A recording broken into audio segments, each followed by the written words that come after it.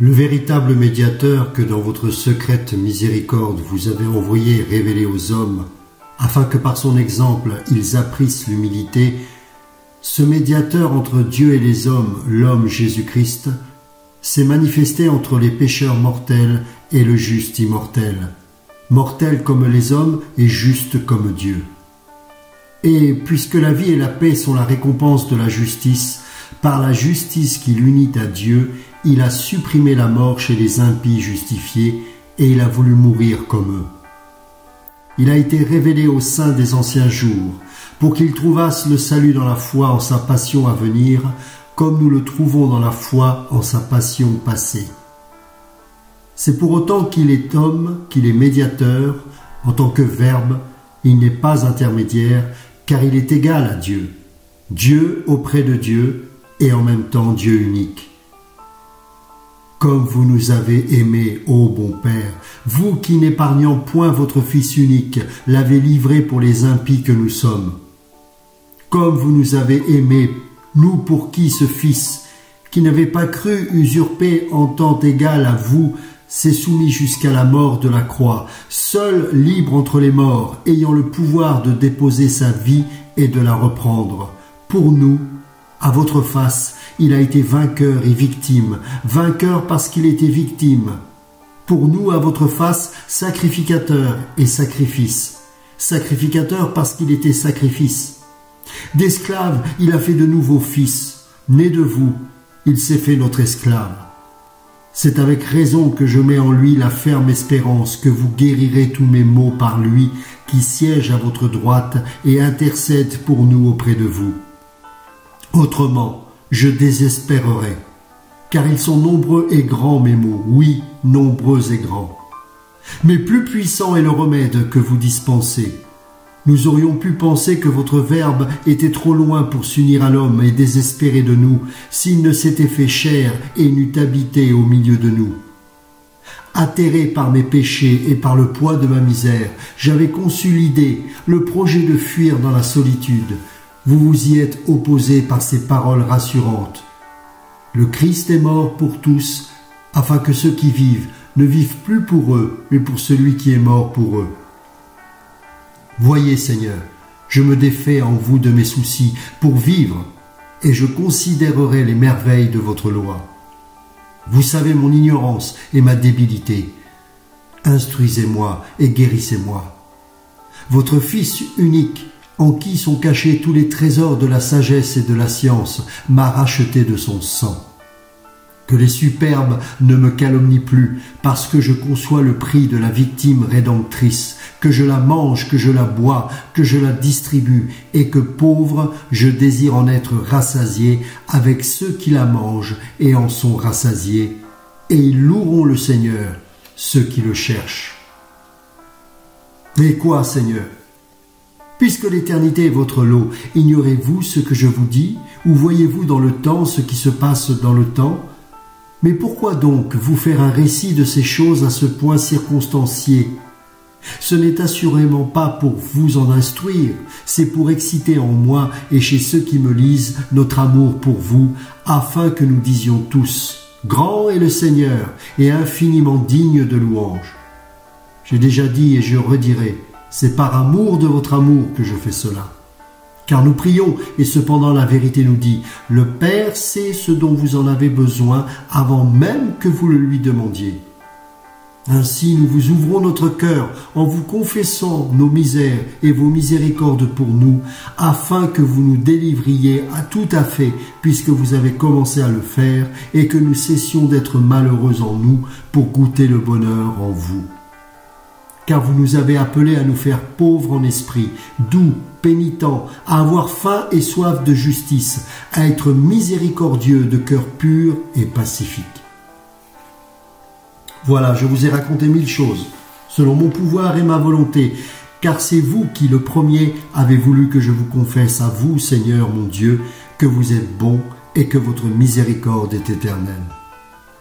Mais ma plume suffira-t-elle jamais à compter toutes les exhortations, toutes les terreurs, les consolations, les inspirations par où vous m'avez amené à prêcher votre parole et à dispenser à votre peuple votre doctrine sainte?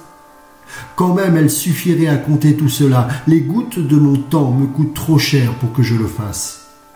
Il y a longtemps que je brûle de méditer votre loi et de vous confesser à son propos ma science et mon ignorance, les premières clartés dont vous m'avez illuminé et ce qui reste en moi de ténèbres, jusqu'à ce que votre force ait dévoré ma faiblesse.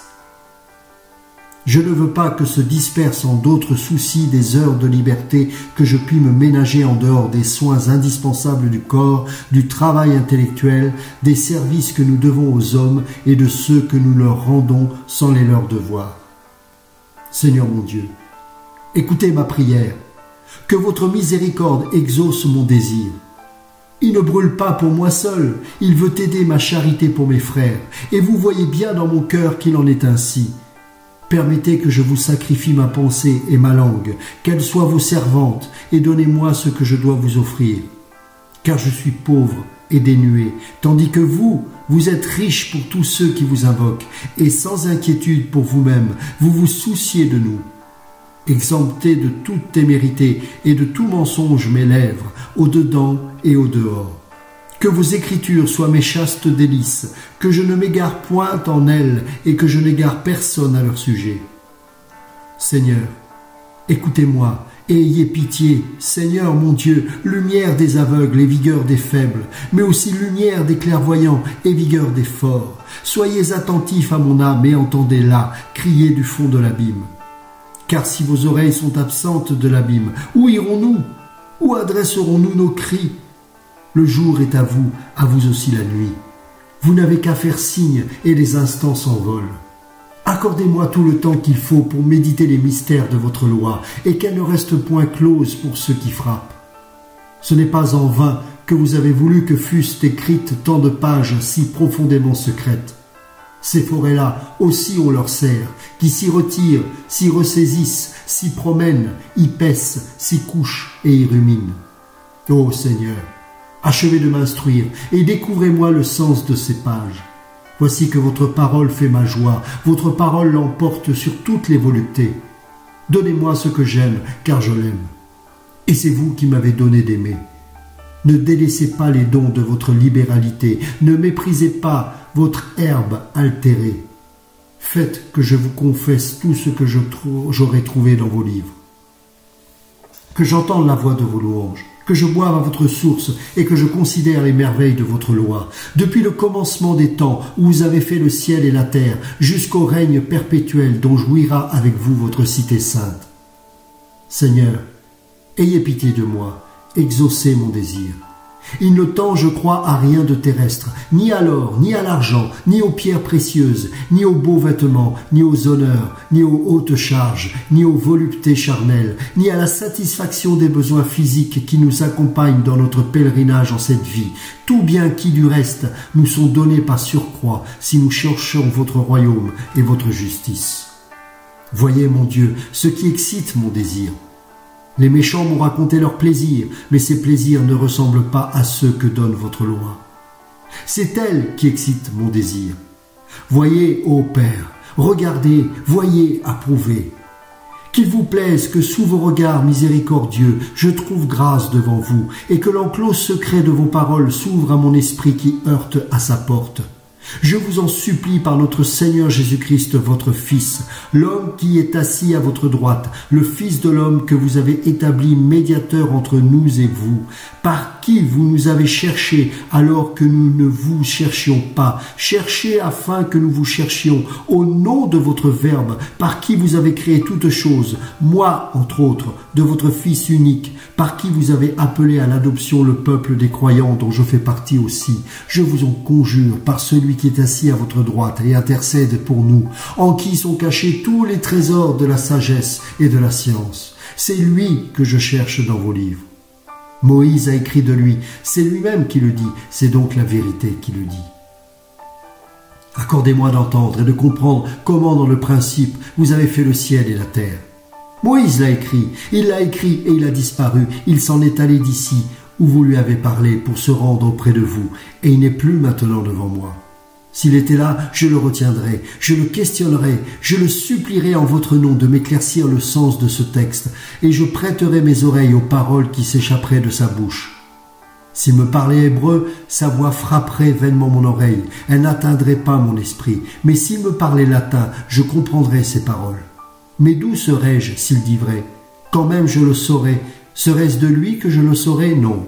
Ce serait au-dedans de moi, dans le réduit intérieur de la pensée que la vérité, qui n'est ni hébraïque, ni grecque, ni latine, ni barbare, me dirait sans l'aide d'une bouche ni d'une langue, sans bruit de syllabes.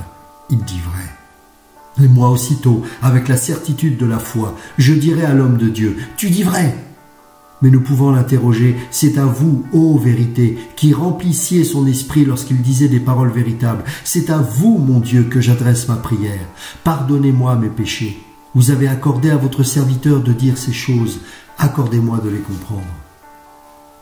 Voici qu'existent le ciel et la terre. Ils crient qu'ils ont été créés, car ils changent et varient. Mais ce qui n'a pas été créé et cependant existe ne contient rien qu'il n'ait déjà contenu. Ils crient aussi qu'ils ne se sont pas créés eux-mêmes. Nous sommes parce que nous avons été créés. Nous n'étions donc pas avant d'être, afin de pouvoir nous créer nous-mêmes. Et cette voix qui nous parle, c'est l'évidence même. C'est donc vous, Seigneur, qui les avez créés, vous qui êtes beaux car ils sont beaux, vous qui êtes bons car ils sont bons, vous qui êtes car ils sont. Mais ils ne sont pas beaux, ils ne sont pas bons, ils n'existent pas parfaitement comme vous, leur Créateur. Même en comparaison de vous, ils n'ont ni beauté, ni bonté, ni existence. Nous le savons, nous vous en rendons grâce, et notre science, comparée à votre science, n'est qu'ignorance. Mais comment avez-vous créé le ciel et la terre? Et de quelle machine vous êtes-vous servi pour votre grandiose travail? Vous n'opériez pas comme l'artiste, lequel façonne un corps avec un autre corps, au gré de son esprit, qui a le pouvoir d'extérioriser la forme qu'il aperçoit en lui-même au moyen de l'œil intérieur. Ce pouvoir, d'où viendrait-il à l'esprit si vous n'aviez créé l'esprit? Et cette forme, il l'impose à une matière qui existe déjà et propre à être transformée comme la terre, la pierre, le bois, l'or ou toute autre substance. Mais d'où ces choses tireraient-elles l'être si vous ne les aviez créées? C'est vous qui avez créé le corps de l'artiste, l'âme qui commande à ses membres, la matière dont il fait quelque chose, le génie qui conçoit et voit au-dedans de lui ce qu'il exécutera au dehors, les organes des sens, ces interprètes au moyen desquels il fait passer ses intentions de son âme dans la matière et informe l'esprit de ce qu'il a réalisé, afin que celui-ci consulte la vérité, ce juge intérieur, pour savoir si l'ouvrage est bon. Tout cela vous loue comme le Créateur de toutes choses. Mais vous, comment les créez-vous? Comment avez-vous créé, mon Dieu, le ciel et la terre? Ce n'est assurément ni dans le ciel, ni sur la terre que vous avez créé le ciel et la terre. Ce n'est pas non plus dans l'air, ni sous les eaux qui dépendent du ciel et de la terre. Ce n'est pas dans l'univers que vous avez créé l'univers, puisqu'il n'y avait point d'espace où il put être créé avant d'être créé pour être. Vous n'aviez pas en main la matière dont vous eussiez fait le ciel et la terre. D'où vous serait venu ce que vous n'aviez pas fait pour en faire quelque chose? Qu'est-ce qui existe sinon parce que vous êtes? Vous avez donc parlé et le monde fut, et c'est par votre parole que vous l'avez créé.